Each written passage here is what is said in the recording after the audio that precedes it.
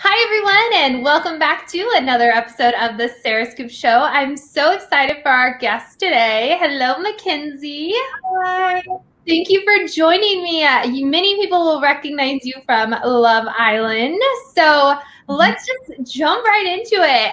Welcome to the Sarah Scoop Show. It's time to get the scoop with Sarah. What inspired you and made you want to go on Love Island?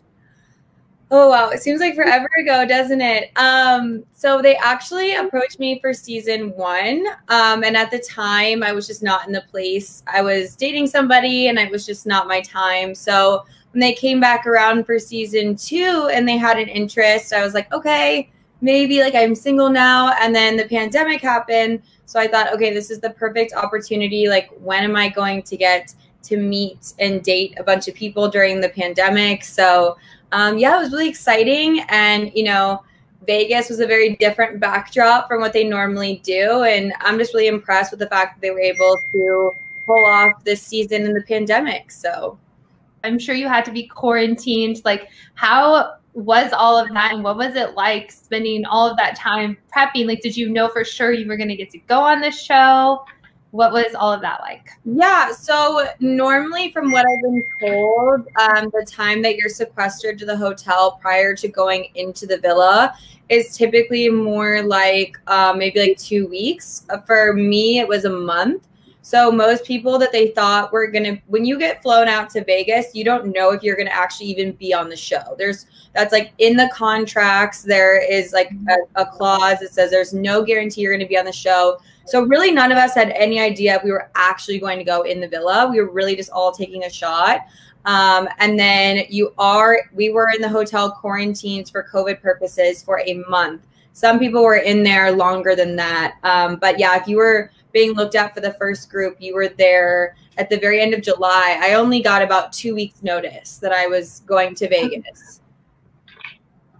Yeah, I think that's so interesting because it's like you have that time where you're probably just like, what's this going to be like? You're getting anxious, all of that. Well, and also like as someone who watched the show, I watched the UK one a lot and I had seen the American one as well. And it does kind of sometimes like your experience can be impacted based on when you go in the villa, unfortunately. Like the experience for people who go in at the very beginning might be very different from someone who comes in, let's say a couple weeks in, or it just really varies. So there's one pressure, am I going to go on the show at all? And then 2, there is like, when am I going to go in? Like at what point in the show? So when I found out I was going to be in the opening group, I was really excited because I felt like, okay, this will give me such a good opportunity to get to know everybody. And because I do get nervous that sometimes I do get judged off of my appearance. And I felt like being in that opening group, I would get to like really have a fair shot at getting to know everybody. And I mean, everything happens for a reason. I think even if I hadn't been selected for that opening group, it would have still been a great experience. I feel like there would be a lot of pressure not being in the opening group to come in with these already established relationships and the whole trying to feel out the vibe for what everyone is like. And I know that was somewhat of a struggle with everyone's experience on the show. Do you think it's harder or easier, or like you said, it just whatever's meant to be kind of will happen with developing those relationships? Anybody who's considering like going on this next season, like I don't want you guys to feel stressed if you're not in the opening group.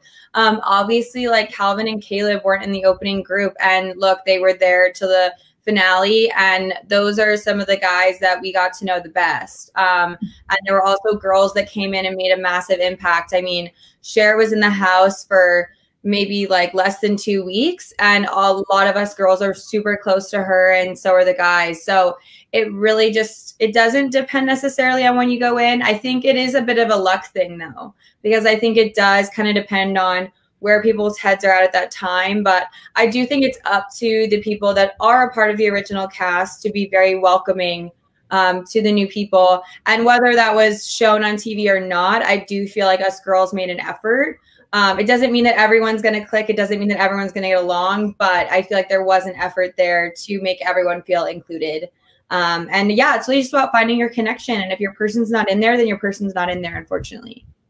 And I want to get into more of like your full experience on the show and everything and where you're at now.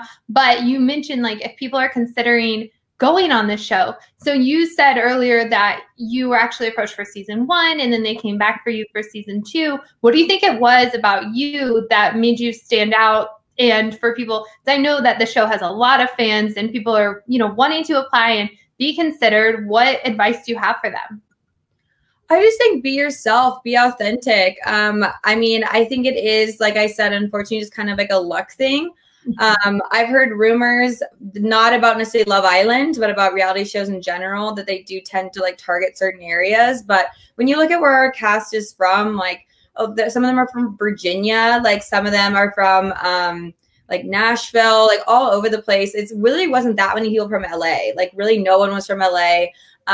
So it is really random. So I would say just be yourself and be confident in that. And I think that they want people who are going to really show their emotions and put themselves out there. And that's all that I frequently was complimented on by production was you put yourself out there, you wear your heart in the sleeve, good or bad. I am always going to be 100% myself. And I think that resonated with them. And I think it resonated with the fans. So was it difficult for you, or is that just who you are, being able to just go into, because this is an experience that a lot of people will, never do, or reality TV, or just, putting yourself out in a position like that, even if you are outspoken and vulnerable, like, was it difficult in that situation, or were you just able to handle that? Oh, it wasn't hard for me to put myself out there. I'm an open book. I'm filter free. I think I am a kind person and a polite person, but I do speak my mind. And I'm not afraid to say how I feel.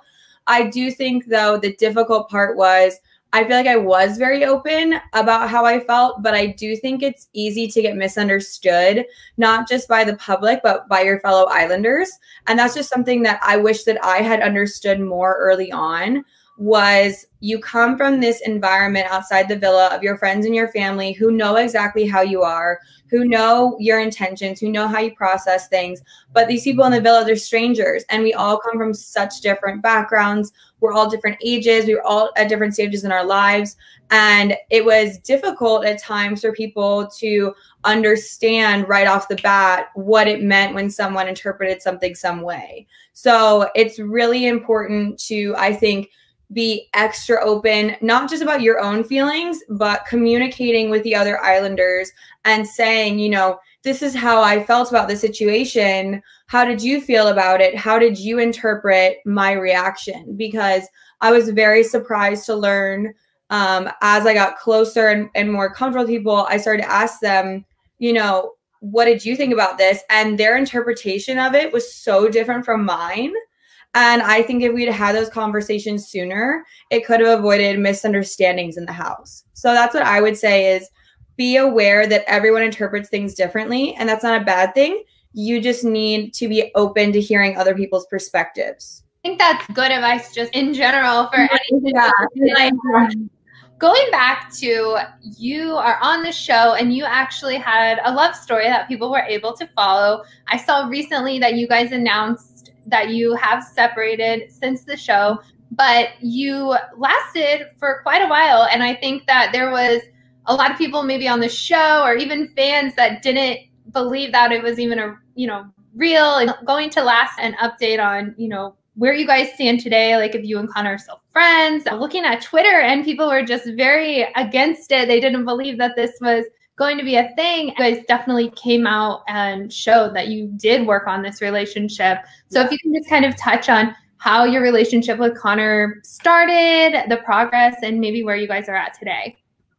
Yeah, so it definitely was a relationship that we did have supporters, but we did have a lot of doubters. When people ask me now, like when they hear that I was on the show, they're like, oh, so did you win? And I was like, well, it depends on your definition of winning, because Connor and I did date for 6 months. We were together the longest. Unfortunately, it is really hard for everyone coming out of the villa to be all of a sudden thrust into the public eye. There is a lot of expectations. There is a lot of opinions about your relationship, and a lot of those might not be accurate. But once again, those are opinions. I should say that there are perceptions about your relationship that might not be true. It was really hard to hear the way that people talked about our relationship in the villa. I will say that I think that we are very hard sometimes on women, especially in reality TV. I think that it's really easy to take someone crying or someone having a reaction to something and really put some meaning behind it that's really not there. And I think that that was a lesson that I learned, and it's really not something that I can change. I mean, like I said, I'm always going to be myself. And if I feel like I need to cry, then I'm going to cry. But at the same time, there was a lot of people that cried in the house. So I just thought that was really interesting. And it's like I said before, you have to keep in mind that you might know how a situation happened from your perspective, and maybe Connor knew as well. But that doesn't mean that everyone else in the house had the same interpretation and that the public had the same interpretation.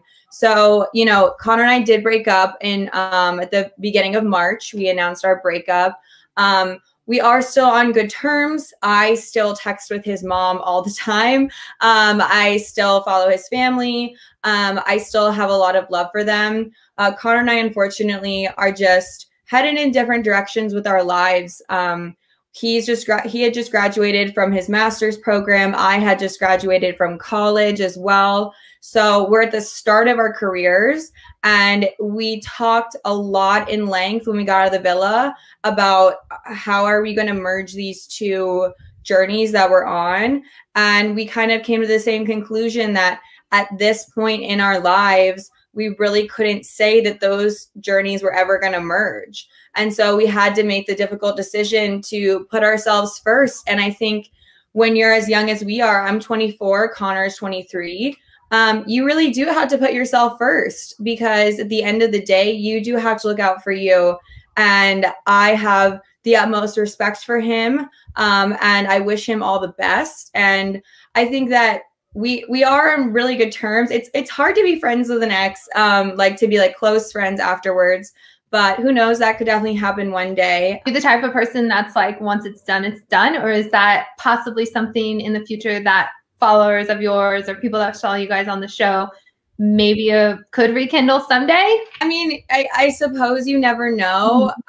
I do think that these few months since the breakup, I think we've both started to see that we are we made the right decision to part ways at this time. I believe that to be true. But I suppose you never know. I hope that fans will be supportive of us in our individual journeys, and that just like I'm supportive of him and he's supportive of me. But do I see it? Probably not. But who knows, I guess. You never know. I love how like just optimistic you are and supportive of him and other people on the show even too. I know that you do, you still have those, you follow each other. I guess we don't really know how deep the relationships are, but is it like with you now with the other cast members that were on the show? Yeah, so I would say that we have definitely kind of I think all of our friendships have kind of changed and developed in different ways. I think so we were just a group of us were just in Miami celebrating Sally's birthday. And it was, Sally, Justine, myself, Moira, Calvin, and Cher. Carrington wasn't able to make it. But I would say that group of people is the group that I am the closest to, just because we did spend so much time in the villa together. I would have loved to have spent more time with some of the other Islanders, but it just kind of plays out that way that, there are some people that I didn't get to spend like any time with. And without that reunion or like bringing us all back together. But I do still stay in touch with, like Kirsten, Laurel, and like a bunch of other girls from the show. And, I actually became friends with like Lakin and Bennett, even though I never met them in the villa. We've connected on social media and now met in person. So we are just like a really dysfunctional family. And just like within a family, like you have people that you might spend more time with than others, but it doesn't mean there's not a whole lot of love for everybody. And going back to the villas, like living in the villa, what were the days like? Because I would imagine, we get to see like a little bit of time that is spent there when they break it down for the episodes. But does the time feel like a lot longer? Is it a lot shorter? when you're actually in the moment, living the life of being in the villa? Yeah, so they, the easiest comparison to make is they told us, a day in the villa feels like a week in real life. So that's why the connections might seem like they're developing so quickly to other people. But to us, like those days literally felt like a week, which is a good thing and a bad thing. Like I think now my days seem like they go by so fast compared to like how the villa was, because I mean, how often are you living in a house with that many other people and doing all of these unique activities like almost every day? But yeah, it was a really cool experience. It definitely felt like I was in there for a very long time, even though I wasn't even in there 4 weeks.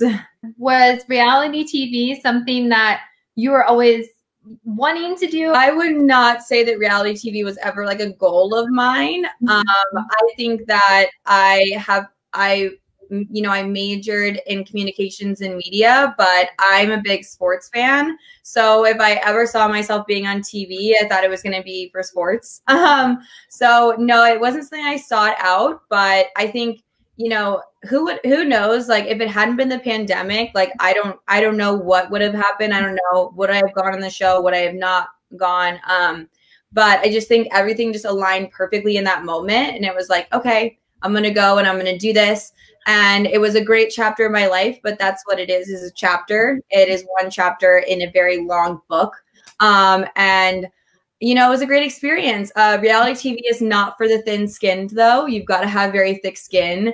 And I do recommend to anyone, whether it's Love Island or another reality show, you need to make sure you are right with yourself before you put yourself in that scenario. It does not mean the show will treat you right, but there's so much that comes with it. And I highly recommend, need to love yourself so much and be in such a good place with yourself before you put yourself in that situation.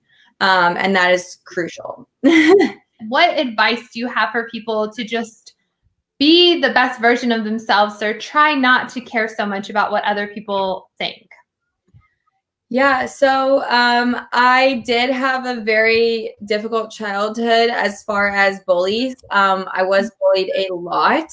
And by the time I was 18, like 16, 17, 18, I really had such little self-confidence. I was repeatedly being put down. I questioned myself constantly. I was trying so hard to fit in. I was like, okay, if I fit in, like these people like me, then I'll be accepted and I'll love myself. And, that's just not how it works. You have to love yourself and forget what anybody else says. Like you have to find that within yourself. And if that means that you want to do your hair like that, or you want to wear those clothes, or you want to go and hang out at this place, if that is what makes you, then you need to be 100% true to that. Because the moment that you start to love yourself and you start to accept yourself is the moment that you're freed from all of that public pressure, the peer pressure, and all of those things that are telling you you're not good enough, you're not pretty enough, you're not smart enough. No, like you are. And that is so much easier said than done. For me, it took me such a long time. I was in a few very toxic relationships when I was in that dark place in my life where I was so down on myself. And it was only in the last few years that I really started to put myself first. I was single for a very long time. And I said, you know what? I matter and my future matters. And I say that to anyone, girls, guys, like you do matter. And girls are so hard on each other. We're so hard on ourselves. And it really is so important. I know it sounds so cheesy and cliche, but we really have to lift each other up. Like focusing on the female friendships in my life and less on the romantic relationships has done me such like great things for my life, because feeling that friendship, feeling that love, feeling that like being uplifted by other women is so powerful. And I think between that self-love and then also finding that strength amongst other women and hearing from their experiences, what they've been through, what they've overcome, it really, I think, can benefit young girls, girls of any age. I just think that it is so hard to see girls questioning themselves and doubting themselves because we have one life to live. This is it. This is who you are. Believe in yourself. And I truly believe that good things are going to happen to you. That's what's happened for me. And I believe that it can happen for anyone else. I know a lot of people knew who you were from the show, or, you know, they follow your journey now, but there's so much more, like you said, that was one chapter, and there's so much more that you have going on. And I think it's great that you can inspire people and speak up and be that voice that sometimes they need to hear. With that being said, what is ahead? What's in your future? Life is moving almost like really fast, but also at a snail's pace at the same time. I feel like quarantine, like in COVID, really just altered my perception of time. Like, I think that I look at my time so much differently now. But in a month from now, I'm competing in Miss Arizona. It's the Miss Arizona USA system. So I'm very excited. I have competed in Arizona before, and Miss Arizona Teen USA. And then I also competed in Miss Idaho USA when I was in college. This is my third pageant, maybe third time's the charm. But I think that pageants impacted my life in such a positive way. You know, I did my first pageant when I was 18 years old, and a lot of kids my age were concerned about, where's the next frat party? What am I doing? How am I going to pass this class? And for me, I was so focused on training for my pageant while also going to school. But I think pageants bring out the very best in people. It really pushes you to be the best version of yourself. I was so focused on my health. I was really paying attention to my health and my well-being, not just physically, but also mentally. I was keeping so up to date with current events. I was volunteering.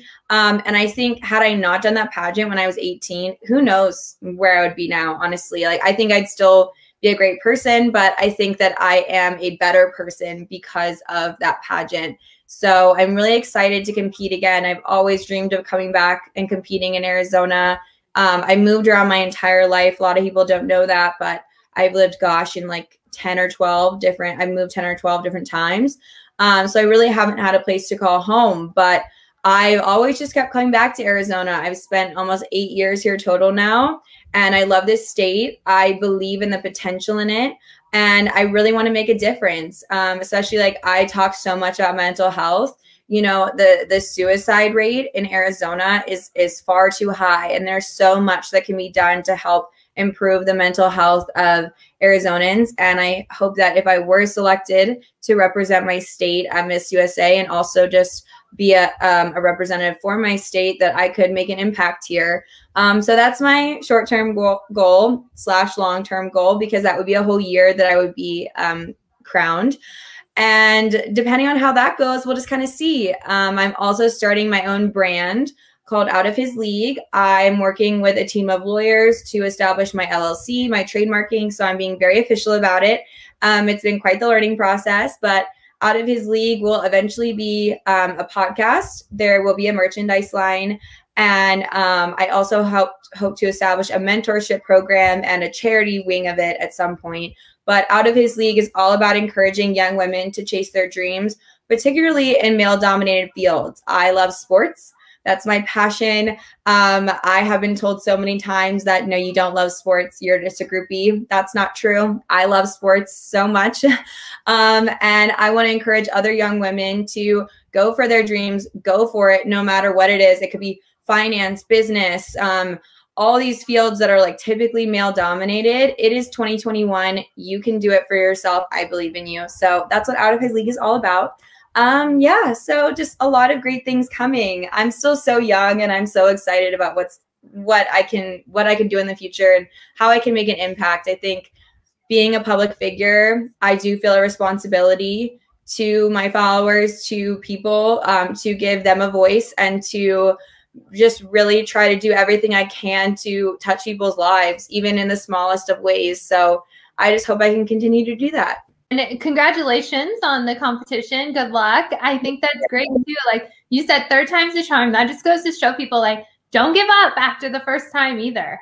And even if I don't win, I mean, it's really like something that it's just like with if you apply to Love Island or if you go on Love Island and you don't win, winning is not it does not say how much you are as a person or as a woman. Like that does not define you. So even if I don't win, I'm just so grateful to be a part of this experience again, to be back with some of my like former sisters that I competed with before, to be back with this organization.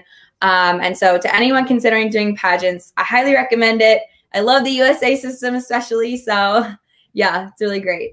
You explained your love for the pageants because you talked about like the volunteer work, the confidence, all of those things, because it is more than just the beauty pageant aspect. There's so much more that goes into it that I think people can learn from you.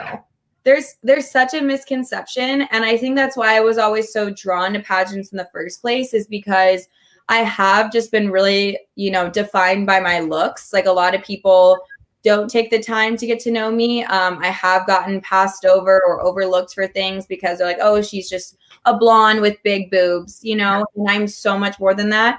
And there's so much more to that in pageants. I think you know, it's not about who's the prettiest girl on the stage. It's about who is the most confident, who is the most poised, who is the most elegant. It is all of those things. And it's also who is the most true to themselves, because those judges, they're smart. They're really smart. They will see a girl on stage, and if they feel like she does not have that confidence and self-love in herself, she might not do as well. But that girl, even if she's not, you know, what society says is, or what people would say was the prettiest girl in the pageant, she might win, and she should win if she is out there and she is confident in herself and she loves herself and she is putting her best foot forward. And that is what pageants are all about. It's really not skin deep beauty. It's inner beauty. And, you know, the whole, like, it's confidently beautiful is the like catchphrase for the Miss USA system. And I just love how much they've really put an emphasis in the past, like decade or so, especially on girls really being entrepreneurs, being go-getters, and trying to like excel in their interests and in their fields, because that is what they're all about. And I appreciate that. I mean, it's really cool to be in orientation room and all these girls are standing up and talking about, you know, I'm getting my PhD, I am joining the ATF, I'm doing this. Like, it is such an accomplished group of young women, and I feel so grateful and honored to be able to compete with them, to get to know them. And, you know, that's the great thing about pageants. It's everyone from all walks of life, and we're all just coming together to put on a great show for everybody. This interview was like about Love Island and your experience, but we're getting so much more that people that followed you are just, I mean, personally, like, I'm learning a lot more about you than just the girl we saw on Love Island. I appreciate that. Yeah, it's hard to, even just on my Instagram, to try to convey my personality and to convey what I'm passionate about, because I think these are things that you do need to connect on a deeper level than social media to be able to have these kind of conversations. And, you know, that's why I do hope that I can be more of a voice in my community and do more, because I think that's how people are really going to like hear my message and hear what I'm trying to do and who I'm trying to help. Because it's really hard to convey that on Instagram. It just is, regardless of what you're posting, it's difficult. And you mentioned earlier, so love for sports. So where did your love for sports come? Is it all sports? Is it a certain sport? Like, did you play? What is it about sports that you are so passionate about? Yeah, so it's actually kind of cute. So it's just my sister and I. My sister's 3 years older than me, and we both played sports growing up. I actually played lacrosse competitively for 7 years. I almost went to college for it, but I did realize that I have much more of a passion for watching sports and studying sports than I did for playing them. I still love to I love to play basketball. I love to just have a good time and be active. But I actually fell in love with sports because when I was a little girl and I was getting ready for school in the mornings, my dad would always be getting ready for work. and he would have Mike and Mike in the Morning on the TV on ESPN. And for people that don't know, Mike and Mike in the Morning was a very popular radio show with these two very different looking mics that talked about any sport under the sun pretty much. And I would go and just sit on my in my parents' room while my dad was watching it, and that was how we bonded. And I think that that was part of where my love of it was born. Was I saw it as a way to connect with my dad, and it is a way that we have always bonded and grown our relationship. And then I eventually just started to love it for myself, like on my own. And I think that what's really amazing about sports is that it really does give so many individuals an opportunity to change their lives and to change their families' lives. I think that it teaches a lot about teamwork. I think it teaches a lot about acceptance. You know, baseball was one of the first places in our country to be diverse.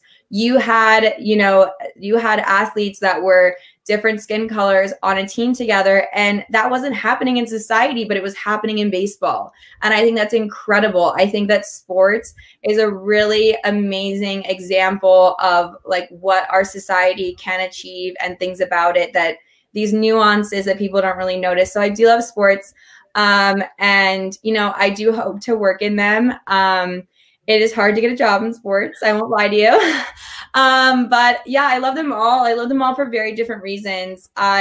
Baseball, I would say, is like my, was kind of like my first love, because I worked for the Arizona Diamondbacks, and I think baseball is a very magical sport. I think that you never know what's going to happen when someone steps up to the plate. They could have one of the worst batting averages on the team. They're going to step up to the plate and they're going to hit a grand slam.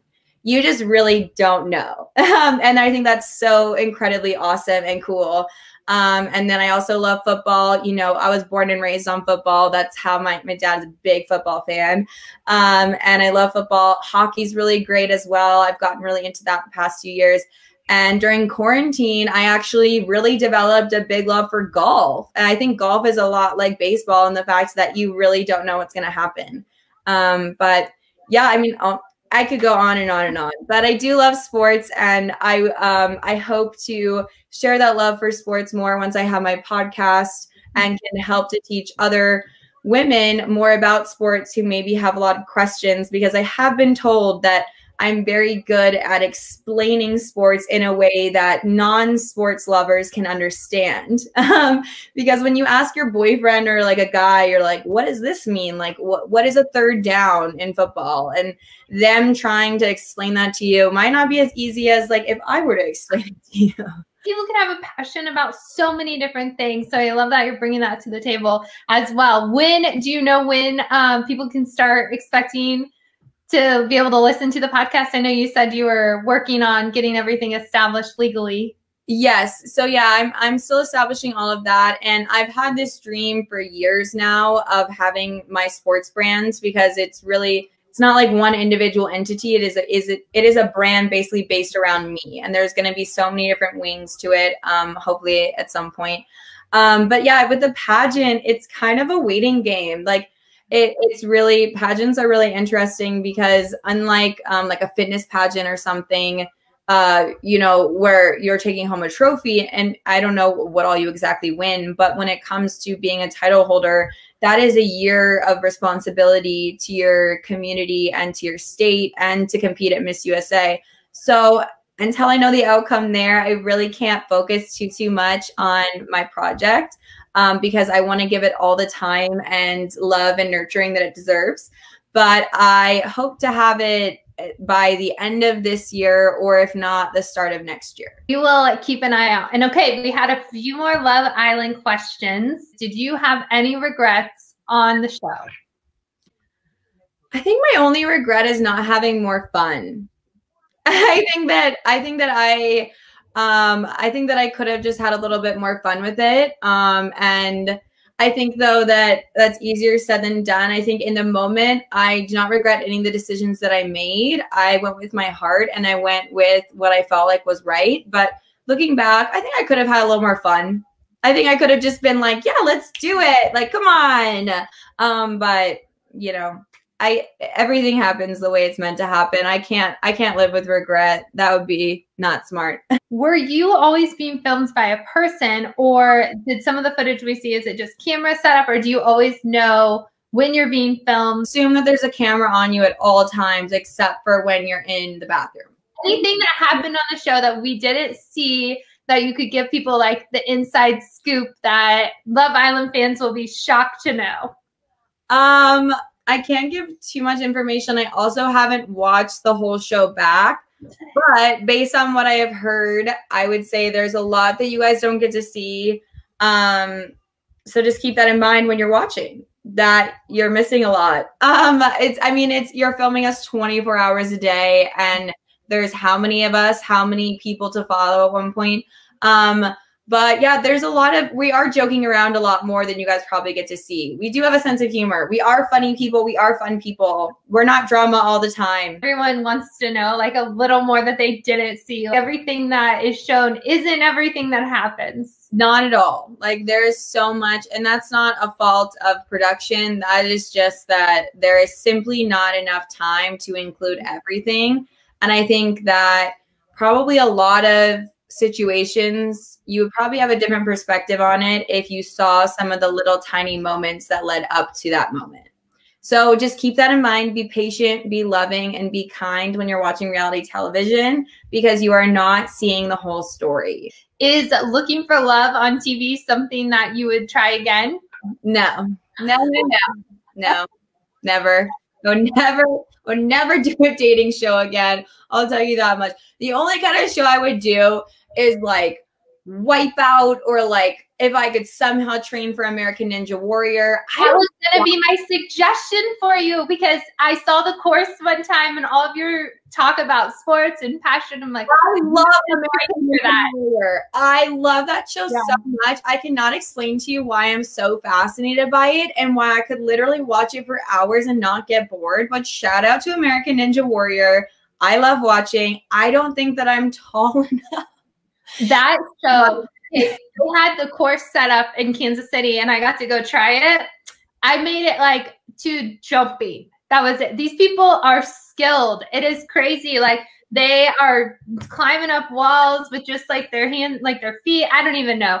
It was so much more challenging when I saw it in real life than what you see on TV, because they're like zoom, zoom, zoom on TV, and you're like, thank you for trying it though. Like, that's awesome that you went out there and tried the course. I mean, that's more than most people would do. So props to you for that. I will have to show you the video, because it's not, you would not be giving me props. They are devoted. I also just love their storylines, like, that they come up with, like, and their t-shirts, like the creativity in the t-shirts that they come up with for these. It is so sweet, and it just feels like such a supportive energy around all of it. Like, the other ninjas are supporting each other. I don't know. It's great. I love reality TV like that. Like, I love that kind of stuff. It's so much fun to watch. I don't know. So you're not going to be looking for love, but you'll be up for a challenge, maybe. Yes, I would be up for a challenge. I would be up for an activity. That was my favorite part of Love Island, probably, was the challenges. I loved the challenges because I am competitive. I love to have fun. I'm not afraid to make a fool out of myself. Obviously, as you saw, like the food eating challenge, like, I think everyone expected me to be the prissiest out of all the girls. Like, okay, Mackenzie's gonna like not want to do this. And I'm literally like, give me the food, put it in my mouth, let's go. I was covered. And I like, literally everyone was so shocked, but I was like, I'm taking it in stride. Let's go. Like, I'm trying to win. You were in it to win it. I was in it to win it on those challenges. I loved challenge days. Those are my favorite days. Okay, and I have one more question, because you have shared just like we love hearing about this show, but then also all of your positive messages. So I'm curious, is there any like daily routine or anything you do every day that helps you stay just grounded, inspired, motivated? I don't know if maybe you don't, but is there possibly anything that people could kind of take and try in their own lives? I would say whether you can give your loved one a hug in person or call them, let you know that you're thinking about them. I'm fortunate enough to live at home right now, and my family is so important to me. So they definitely keep me extremely grounded. But also something that I started doing a few years ago that I find really encouraging is to look up quotes or affirmations that you really connect with online, write them on a sticky note, and then put them up in your room, put them up in your bathroom, wherever you feel like you need to see that, and be reminded of something that was really important to you and inspired you. I think that that is something that can really just make an impact on your day and impact you days later when you see that sticky note again. So you have a lot going on and a lot of, you know, things that are in the works or on the horizon. So I love that you can just give yourself little positivity, like positive reminders all around. You need it. I mean, I love it. My mom used to leave little notes in my lunchbox when I was a little kid, and those used to make my day. And I think that that's one of my favorite things to do to this day is leave notes for myself, leave notes for my loved ones. It's something that it's important. Thank you so much, Mackenzie. This has been so fun to talk to you. I feel like you have a lot coming up, and I can't wait to check out the sports stuff too after the pageant, of course. But for people that want to follow along, you know, see how you do in Miss Arizona, all of your new things in the works, what's the best place for them to stay in contact with you or keep up? I would say Instagram for now. I wish that I was better at keeping up with my YouTube. I am considering doing a vlog covering my whole experience preparing for the pageant and pageant weekend. So stay tuned for that. That might be happening. But yeah, just started my Instagram, which is Mackenzie Dipman, and hopefully we can be friends. Just DM me and we'll chat. Awesome. Thank you so much, Mackenzie, for taking the time. And thank you, everyone, for tuning in to another episode of The Sarah Scoop Show. Head to sarahscoop.com for more.